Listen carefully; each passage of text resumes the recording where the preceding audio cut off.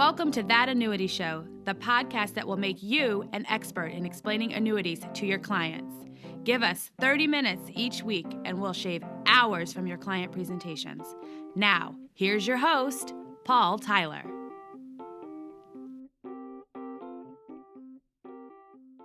Hi, this is Paul Tyler, and welcome to another episode of That Annuity Show. And we have a full complement of my co-hosts. Will, welcome. Good to be here as always. Mark. Paul, how are you today? Good. And Ramsey, happy Groundhog Day. Yes, same to you. I hadn't even thought about that, but yes. Yes, and especially it's going to be a longer winter, huh? Isn't that what we saw? Yeah, and I think we've been living Groundhog Day. And with that, I know the state has a especially fond connection with our guest we have with us today. Ramsey, do you want to do the honors?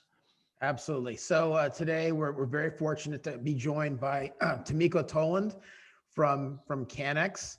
So for those of us that are always looking to hear from thought leaders, find out what the smart folks are saying in the industry, Tamiko Toland needs to be part of that part of that group you listen to. We have the opportunity to really dig in and hear about some of the very interesting research that Tamiko and CANNEX and their partners have been doing over the course of the last year. And given everything that's been going on with COVID, the outcomes and that data has never been more important. So with that, Tamiko, tell us a bit about CANNEX and tell us about what it is you do at CANNEX and what you would like to focus on today. Sure. So thank you very much for inviting me. Happy to be here and happy to represent CANNEX. A lot of people know us for our flagship services around pricing of SPIA-DIA. We also have pricing and analytics services on all flavors of annuities in the U.S. Some of it's on the cusp of being released. So we're very excited about that. And in addition to that work, we actually do a lot of things in sort of the thought leadership space. And we have a fantastic quant team that's helped us with our services. And it's allowed us to stretch into certain different areas. One thing that you're referring to is the guaranteed lifetime income study that we've done actually for 6 years with Greenwald Research. And this past year, because we had done the first the initial the study, and we fielded it in February, which was right before the pandemic really hit. We had the opportunity to go back again in August and refield a set of questions and ask some COVID-specific questions as well, to see what was going on both with consumers and with financial professionals.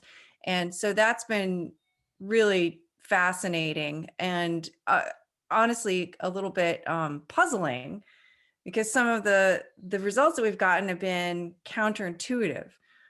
Generally speaking, people like the value of guaranteed lifetime income. This is something we found consistently over the years. We ask, how valuable do you find guaranteed lifetime income in addition to Social Security? And that's a question that's been in the study the entire time. And one thing that happened between February and August is that figure actually came down, which completely blew away our expectations. Now, do people feel more insecure? Are they more nervous about their retirement? Yes. So what was going on with this question? And we've seen it fluctuate with markets, but it was kind of like moving in the wrong direction. And so we decided to try to pull that apart a little bit. And one of the things that we discovered was there's some segmentation, it seems, with the consumers, and that some folks, I think they've been listening to the story that we've been telling them as an industry, which is, to hold on to your money, don't respond rashly when there are fluctuations in the market. Don't look at your 401k statement when everybody's talking in the news about what's going on with the markets. And if you did that, you were very quickly rewarded by a recovery in the market. And we think that a lot of the questions that we asked actually were very specific to market volatility. And so when we ask about market volatility, people say, oh, I'm not as worried about that. And some of the concern actually came down. Now, that's not true for all folks, but I think that there is a segment that instead of getting the economic scarring that you would expect from an event like the COVID crisis earlier in 2020, they kind of had like the opposite. It's almost like scar tissue that got kind of toughened them up and said, no, I don't need to worry about markets, because they come back. So, one of the things as we thought about this, we said, wait a minute, there's so much material that we're putting out there for directed really at clients or directed at financial professionals to speak to their clients that says, hey, are you worried about market volatility? Do you think that the markets are going to come down and that's going to damage your retirement potentially or endanger it? And I think that for some people, if you ask questions like that, or if you frame it around market volatility, you may actually be sort of alienating yourself from them. And, because if they say, I don't need to worry about that stuff comes right back up again. Right. And so it's not that all clients have had this consistent response, but it's just sort of an awareness that focusing on market volatility, as opposed to maybe your general concerns about retirement, and those, we got different responses depending how it's framed. Like that, I think can really affect how a client listens to, hears how a financial professional is coming to them. So the question is, do you probe them and see, are you concerned about this or not? And do I need to reframe it? Or do you just start from a completely different perspective? Again, I'm not trying to tell somebody how to do their job or how to understand their clients, but it's just some hidden insight that this experience has affected people potentially very differently and really counterintuitively. It'd be interesting. You said you did the study in August, correct? Yes. I mean, it'd be interesting to see what a difference in the response would have been, like had that been in April or had the market not rebounded as quickly as it had. It's almost like they got an inflated false sense of security because it came back as fast as it did. Yeah, absolutely. I think that timing had everything to do with it. We had actually talked about doing something sooner. It was, hard to logistically kind of get it all together. And then there also was a feeling that it's a little too soon to be asking people questions about their retirement when, that was a really rough time for a lot of folks. So there seemed to be some insensitivity around it. So to some extent, but we also got to test out like what happens when the market crashes and then comes right back up again. Because at the time, if you look at the time periods, the market had completely recovered by the time we went back out in the field from when we had originally been there. Yeah, we put up online chat about that time, and it was fascinating to me, because I was talking directly to customers during this period of time, and I will tell you, as you say, I think certain people were absolutely not impacted, and other people were literally crushed. But during that period, we saw a lot of inbound requests around how do I get my money out of these products, because somebody lost their job, they're trying to pay expenses. But your demand question is interesting because we've had a couple of people on here arguing, Ramsey, very different perspective. In fact, demand for our products and our insurance, annuities, and retirement protection is actually up. So, I mean, how do you connect? How do you make sense of the different perspectives we've had here? They're not fundamentally different perspectives. I'm really just talking about framing and specific to market volatility. So I do think that the demand is up. I mean, look, low interest rates, these low interest rates are ridiculously low, and it's affecting every product out there. And so, we know that there's been a strong gravitational pull towards the multi-year MIGAs where you can get a nice rate up there. You're competing against the CD. I mean, that's it. It's kind of a no-brainer. And I think that we've seen a lot of conversations around income annuities. Like, okay, well, what is the actual product dynamic that supports the purchase of these products in the low interest rate environment? And so that's another thing. The demand is definitely there. And I think the part of the problem is going to be on the supply side and the ability to support certain types of guarantees and certain structures. And so now, there's a lot more gravitation from the carrier side to look at, how the risk reward and engaging in some risk sharing with the clients, and how does that make sense? And how do we communicate about that ultimately? You know, as I listen to this, it's actually a pretty good thread. So there are some counterintuitive findings, but if the takeaway is that this idea that you should ride out volatility is something people have actually taken to heart and acted upon, overall, that's good. If people maybe aren't responding to a bit of maybe a bit more sort of risk or fear-based discussion around volatility, and just say, look, I have a general retirement need I want to address. It includes lifetime income. I think that's a very healthy, sanguine way to think about it. And then the last piece of it is we're in this environment where things have to go remote, and we're seeing, a nice sort of conversion to sort of remote models, and this product class is benefiting from it. I mean, there's actually a nice narrative if you sort of thread it just right. Now, one thing I wanted to ask you is, like, so who are the respondents to your survey? Is it all consumers? Is it consumers and financial advisors? Do you have a sense for sort of what their demographics are? Yeah, so we actually look at immediate pre-retirees and retirees on the consumer side. Some that work with a financial professional and some that don't. And then we can correlate all that stuff, of course. And then we also talk to a range of financial professionals. So that pool is a little bit smaller. And that component is newer. The most interesting part of this study, hands down, is looking at what the financial professionals believe their clients think and what they actually think. And then ask them, what are your practices with your clients? And then ask people who have financial professionals, what do your professionals do with you?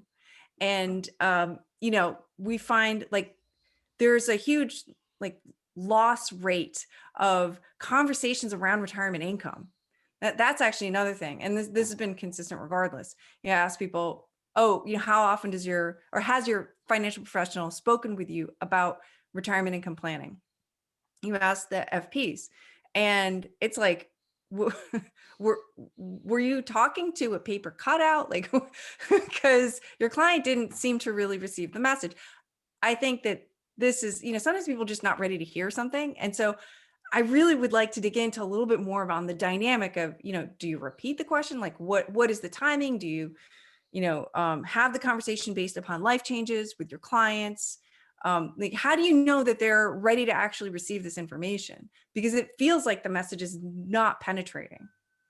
Yeah, and Tamiko, one thing on that, I think that, it's so critical. We talk about, we in the industry talk a lot about retirement, guaranteed lifetime income or guaranteed income for life. And I'm not sure, maybe you can weigh in on this, if that notion or that concept is really resonating with folks, with consumers, as to what that really means, so that they're able to really think more deeply about, what they're going to need, or if their financial professionals are explaining to them what their likely need will be, and doing that analysis with them so they can really comprehend it.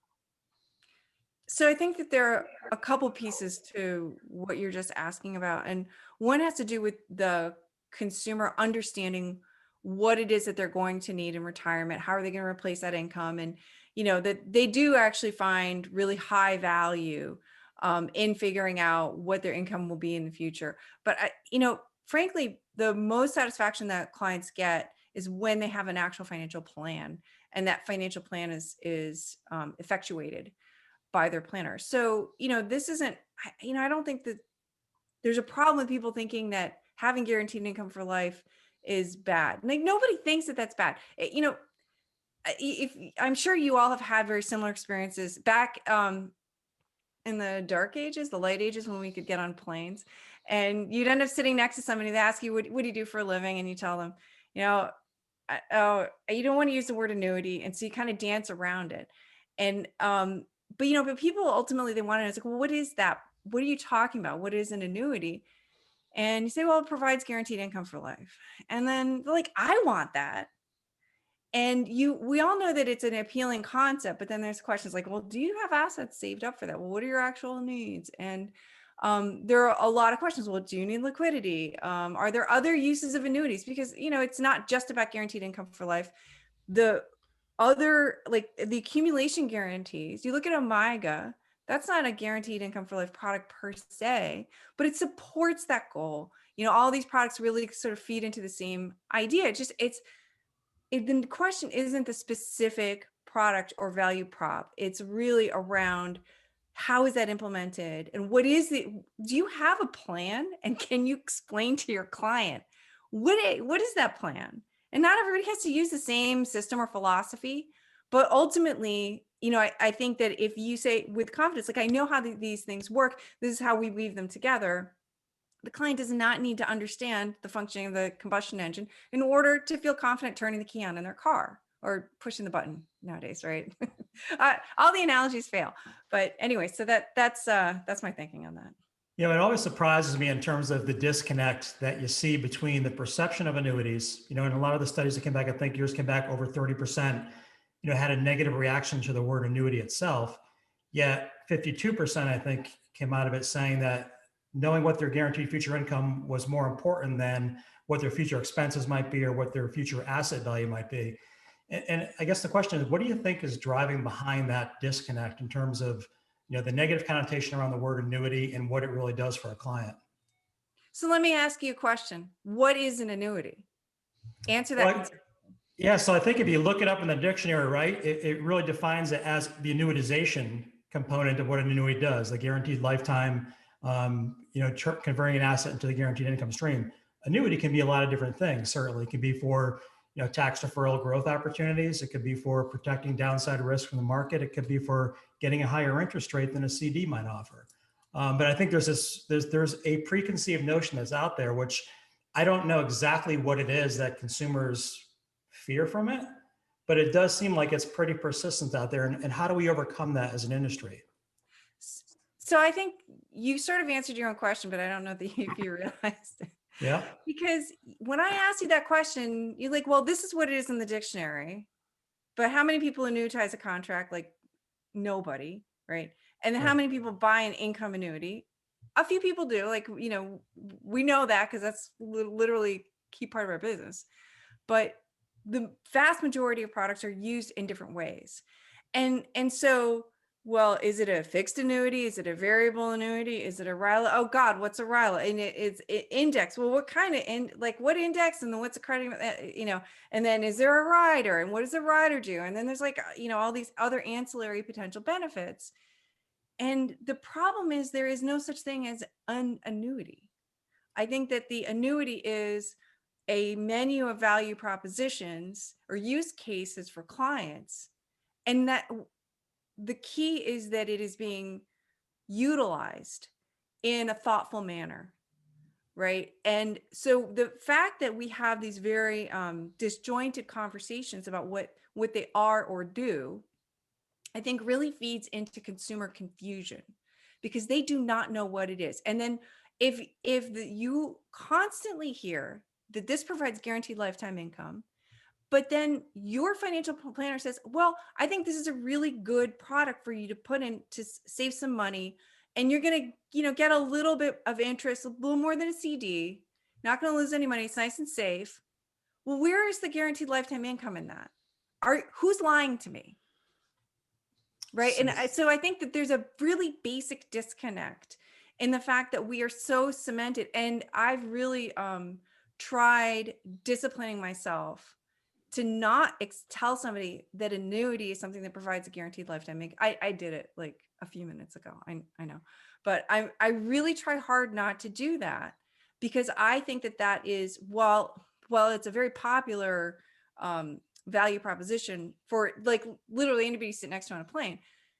It does not adequately convey how this set of solutions, like the really diverse array of use cases that there are, right? It's almost like a we're using a term that isn't really applicable for the value proposition that you just discussed, and the broad menu of available features. And I think that confusion is only contributing to that sense of some sense of negativity.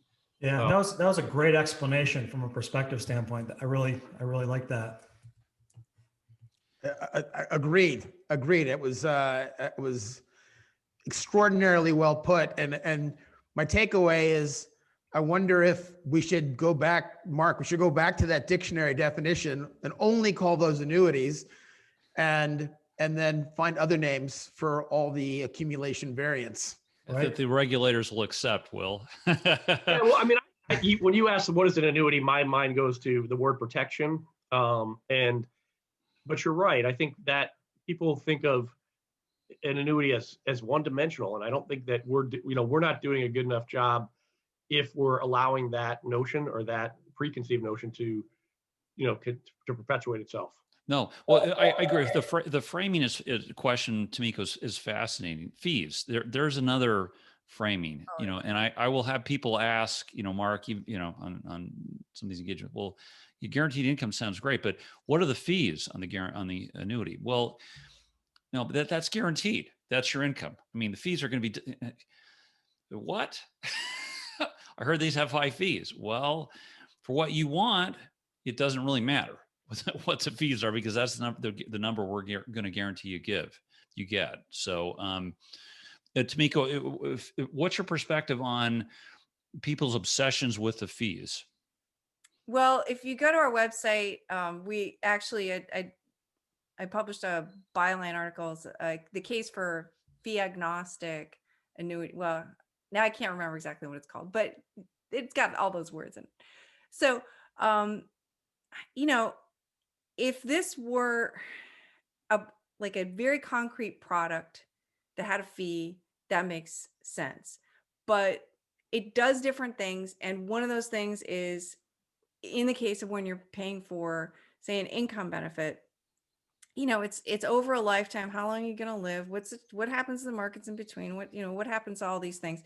We happen to do analysis that integrates all of these factors to give you some kind of value that's based upon your actual scenario to give you an idea. And we integrate the fee in it. So does it matter if you're paying 3%, or if you're paying 1%, if you're paying 15%? It really doesn't matter. It's what you get out of it at the end. It's like it's a Play-Doh extruder. It's like you got the Play-Doh on the one side and you push it through, and then you got like nice star shapes on the other side. And so do you care about the thing in the middle, or do you really care about the end product? And I think this is a problem. It's a real problem just because of the fee pressures right now that financial services, the industry is really experiencing. And it's very hard to get away from it. And one of the analyses that we can do is we can actually also do a calculus of like what is the average total fee that you would pay for a product over time, and it's really irrelevant. It's what is the benefit of the thing that you're getting? We don't really like people to look at that, because it's that's not, you're not paying for your lifestyle off of the fees. You're paying it off of the income. So who gives a I shouldn't swear. It's an interesting concept, because certainly, we want to be fully transparent and disclose everything, but you're paying for insurance. In the case of the, guaranteed income that we're talking about, or that rider potentially. So you're paying for an insurance, essentially an insurance on your life, that you'll have, income for life. But you're right. I think that one of the things, and you mentioned it already, you alluded to it, the complexity and the menu between all the different types of annuities. When you can kind of throw all that at someone, and then you compound it by fees and surrender charges and all kinds of other words that people that people run from, we're not doing our industry a service by kind of complicating the heck out of it all. But I do think we have to balance that with adequate disclosure and providing consumers with enough detail to understand their products. So it's a balance. Yeah. Well, do you mind if we sort of back up and sort of, Tamiko, ask you about some big industry dynamics that are of enormous concern to carriers? I would start with interesting trend of carriers getting out of the VA business and blocks of business being acquired by a different set of carriers. I mean, what if I purchased a variable annuity, 10, 15 years ago, what does this mean for my contract over time? Shouldn't worry about it. Shouldn't think about it. how do you see the exit and consolidation of some of these annuity types of annuities impacting consumers, and what does that mean for us? So, I understand why people are concerned. And I think, this is your savings for retirement. You should be concerned. Like, you should have concern and then address it. We saw this after the financial crisis. We saw very similar dynamics. I think obviously the marketplace has changed a lot in the meantime. And so much this has to do with the, amount that companies have on their books already, what kind of risk they're able and willing to carry. The reality is that the insurance contract is a contract, and it's a contract in the US is kind of holy, right? And so even though the contract gets passed, from one company to another in terms of, who's managing sort of the back end of it, at least that you can't really mess with the contract itself. And I think that that's very reassuring. A lot of the guarantees are actually covered by the state guarantee associations. That's not something that people talk about much or are really allowed to talk about, particularly when they're selling it. These are all facts. You made me smile there. But thanks for adding that caveat at the end. Not the only one talking about them here. Yeah, well, I can, so I do. And I see it left out of a lot of things. It's funny, like FDIC insurance on CDs, like, well, annuities don't have that. I was like, wait a minute, they're actually an analogous thing, and somehow it escapes a lot of people that it exists. And I think that the dynamics behind the movement of these blocks of business are not easy for people to understand, right? Like, it's certainly, you don't want to be sitting there explaining that to a consumer, but I think if you kind of get down to the basics of what is guaranteed and what cannot be altered, even sometimes when there's something in the contract that it would be beneficial to the client for it to be altered, the client still has to sign off on that, right? I mean, I can give you examples, but I don't want to bore everybody, but so I do think that that's a good place to look. And the fact that we so rarely see, and I'm not going to say never, but we very rarely see insurance companies go into receivership. I mean, the amount of oversight of companies, and so there are additional layers of oversight for public companies, or maybe not additional, but it's different. So it's, as a product, personally, I feel like the annuity format provides a lot of safety. It's actually one of the differences between the RILA, the registered index linked annuity, and say a structured product, right? It's on a different platform. The underlying value proposition may be very similar, but there's some components that are different that are extremely valuable to certain people. And I'm going to sort of return to that here. I guess going back to one of the recent articles you did, why the annuity tide may be turning. What would you think is the biggest driver behind a turning tide in the annuity world? Well, I mean, I do think that we did see that people are more concerned. They're more worried, even if they're not worried about market volatility. They certainly have a lot of concerns, and the pandemic itself is very disruptive, so let's separate that from the market piece. And you say, well, all these crazy things can happen that we have literally no control over. And so I think people want more control over the things that they can. And so when we give them the opportunity to rein things in a little bit, with these different solution sets, I think there's a lot of appeal to that. And particularly in the low interest rate environment. I mean, it's very hard to make a lot of other strategies work. I mean, a bond ladder right now is not viable, right, for generating income. So I think a lot of the go-tos that particularly the much more strictly like financial professionals have leaned on, they're not really functional. Like, you've really got to get a little extra juice out of the orange. And so this is not just a matter of the consumer and their feelings, because these are not products that individuals are pounding at the insurance company's doors to buy. they need to understand how it works, and they need a professional who can guide them through the process and make sure that they feel comfortable that this is the right solution for them. So I'm very reluctant to say, and a lot of people say, oh, annuities are sold, not bought. But there's a reason for that. And I don't want to lean on that trope, you know? So anyway, I feel like I went off there a little bit. It was great. That was great. Yeah, for sure. And one of the things that you said was interesting, the comparison with bond ladders. I found that in discussions with financial advisors, like professionals have been doing it for years.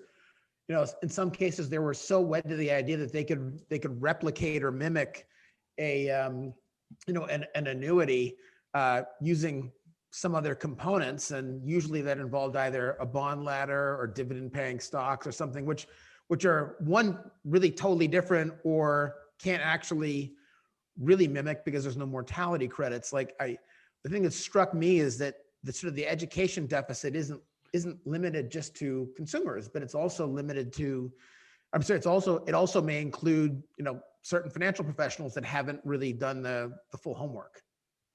Yeah, there are a lot of ways that people have been habituated to doing this whole retirement income planning, right? And yes, absolutely, mortality credits, and you and I have spoken about that separately. These are all important, but let's actually take a step back.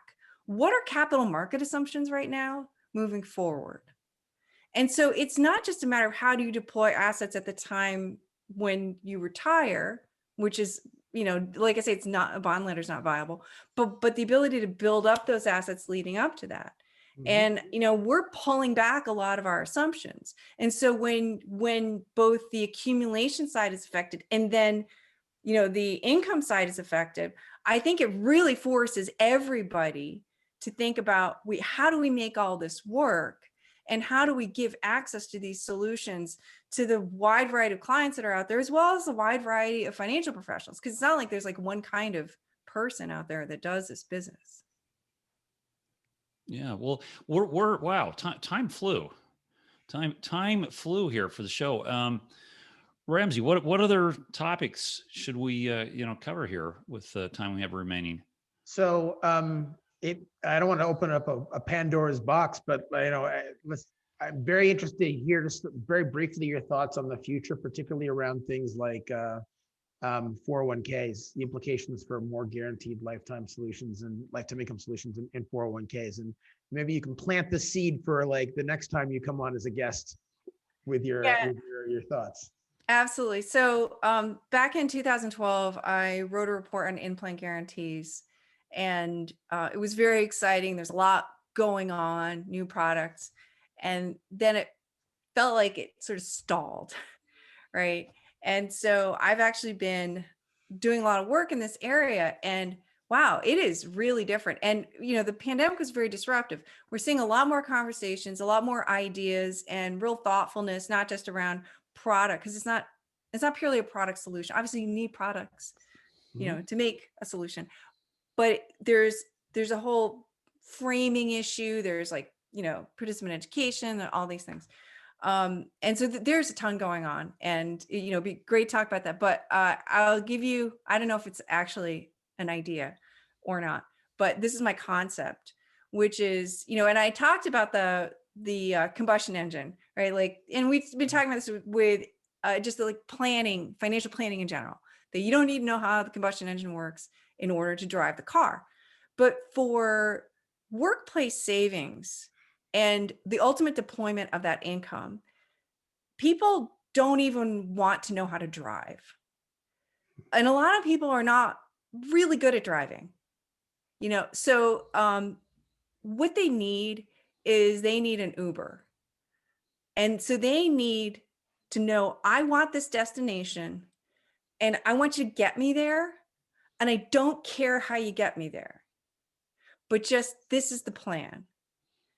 And I think that is ultimately how we need to look at this process and, what the solution is, because there's so many people that are, they're not going to be, when you talk about people not looking at their 401k statements, Well, there's plenty of people who don't look at their 401k savings, not because they're listening to the fact that we're telling them not to worry about the markets, but because that's like, they don't even really know it's there. Right. So they're not logging on and checking these things out. They have no idea how any of this works. They get just dumped into this dump sounds bad, but they get shunted down a path. And the better the job that we can do to make that happen, then, the more retirement security Americans will ultimately have, particularly those who are a lot closer to the border. There are so many technical problems that we're facing around aggregation of data, around aggregation of accounts, a coordination. I mean, I'm in this business and like, it's a struggle. Like I don't even know how to do it myself. I can't get it all lined up. Like I try to get it lined up and I can't. So anyway, but that is, the utopia goal is that. Yeah, one thing on that, I do think, obviously with the recent legislative activity and identification of that as an area of need, you're absolutely right, Tamiko. There's, getting to execution on this and getting us to the infrastructure necessary for, say, 401ks to use annuities and other things. I think we all agree it's the right answer, but there's still a lot of runway there before we take off. Yeah. Yeah, there's a lot of progress though. And a lot of it's really incremental. It's like, a company doing this, company doing that. And, I see lots of pieces coming together. And I think it's true across financial services in general, but it's especially true in the 401k business, is that collaboration is the name of the game. Nobody is going to be able to do soup to nuts, the whole thing all on their own. Don't let anybody convince you of that. There's too many different components to this. And so I do see a lot of really productive, open conversations sort of across disciplines, which is great. Yeah. Well, Tamiko, thanks so much for your time. A couple questions for you. If people want to connect with you, how should they do it? And tell us, what's coming up in the future that we should watch for? Sure. So I'm really easy to find. I'm on LinkedIn. There's nobody else that has my name. So it's one person will show up. And also through our website, CANNEX.com, my contact information is up there. We have some really interesting work that I can't get into some of the details because somebody would shoot me. We have some really cool stuff in the works. And, on the research side, some of it is academic and some of it not so much. There's a little rambly there, but I'm very easy to find. Please reach out. Excellent. Well, listen, thank you, Mark. Will, I think we just lost Ramsey for a second here with probably the weather connection. Thanks for listening. If you've enjoyed the show, please rate and recommend us on iTunes, Stitcher, Overcast, or wherever you get your podcasts. You can also get more information at thatannuityshow.com.